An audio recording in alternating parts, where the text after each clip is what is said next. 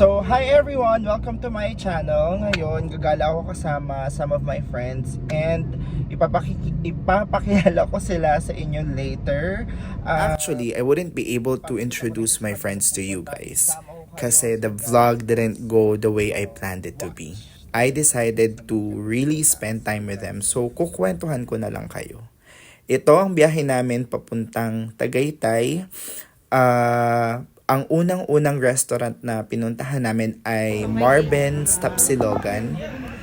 Ayan, so mamaya makikita nyo yung mga friends ko in a few. Ito yung itsura ng place. Very relaxing yung ambience niya. Actually, na-enjoy ko siya kahit gabi kasi napakaliwanag. Maraming kubo na pwedeng pagpilian kung saan kayo pwede kumain. Ito yung other side nung restaurant. Actually, merong view ng Taal dito. Hindi ko lang siya naipakita kasi gabi na. Pero sa umaga makikita nyo yung view ng Taal. Syempre, hindi mawawala yung harutan ng dalawa. Ganyan lang talaga sila. Pero may oras namang matitino yung mga yan.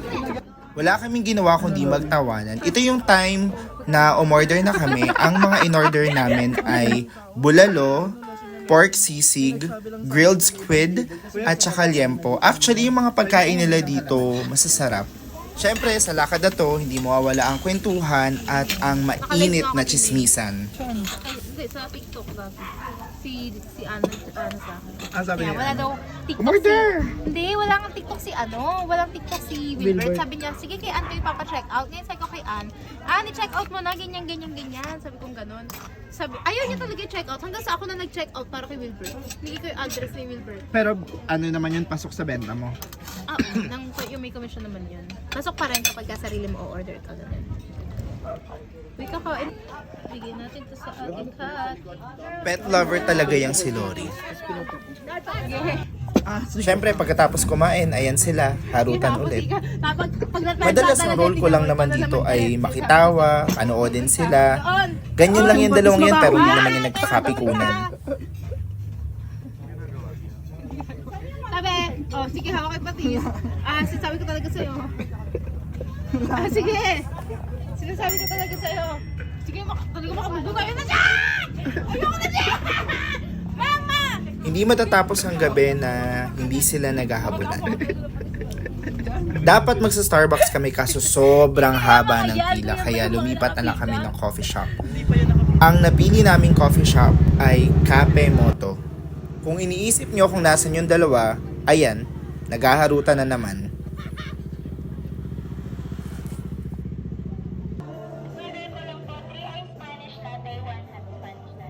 Ito yung time na nakapila na kami para umorder ng kape. Ang gusto ko dito sa Cafe Moto, makikita mo kung paano nila gawin yung drink mo. Napansin ko rin na malinis sila at saka mabilis sila kumilos.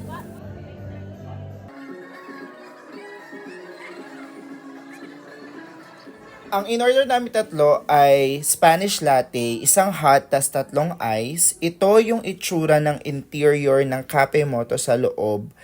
Actually, open air lang siya. Malamig naman sa Tagaytay nung time na yan. Pero lumipat din kami sa labas kasi mas maganda yung ambience sa labas. Habang nagkakape kami, nakakita kami ng magtataho sa labas. So, bumili na rin kami ng taho. Actually, dito na rin nagtatapos yung gala namin sa Tagaytay. I'm very grateful for these two for spending time with me. This is the first weekend after the breakup. And on top of that, problems sa bahay, career, overthinking. If you're having a difficult time, alam ko, naiintindihan kita. Sometimes things will not really go as we planned. Kagaya ng vlog na to. Kagaya ng nangyayari ngayon. Hindi ko siya gusto. But I think what we can do is to just think that greater days are about to come. So, yun na lang ang i-look forward natin. I'm going to end the vlog. Thank you so much for watching. Please hit like and also subscribe and also follow me in my other social media platforms. Thank you so much for watching. See you guys next time. Bye.